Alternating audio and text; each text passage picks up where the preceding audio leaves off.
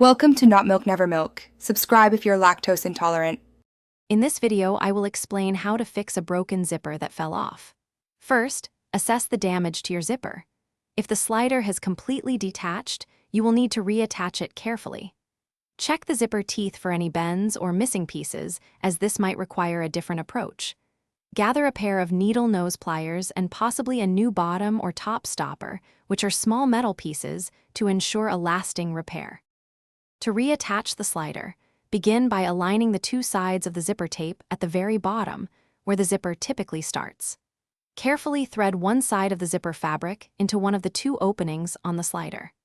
Then, gently guide the other side of the zipper fabric into the second opening. It might take a few tries to get both sides to feed in smoothly and evenly, ensuring the slider is facing the correct direction. Once the slider is reattached, it might still feel loose. Use your needle nose pliers to gently squeeze the narrow sides of the slider. This slight compression helps the slider grip the zipper teeth more effectively. Apply very light pressure, perhaps a millimeter or two at a time, and then test the zipper's movement.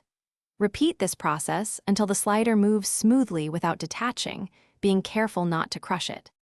After adjusting, zip the garment up and down completely several times to ensure the slider moves freely and stays on track. If the zipper still separates at the bottom, you might need to install a new bottom stopper, which is a small metal clamp. For smoother operation, you can apply a tiny amount of graphite or zipper lubricant. Remember, proper care and gentle handling can significantly extend the life of your zippers, preventing future mishaps. Thanks for watching. If this was helpful, leave a like and consider subscribing. See you next time.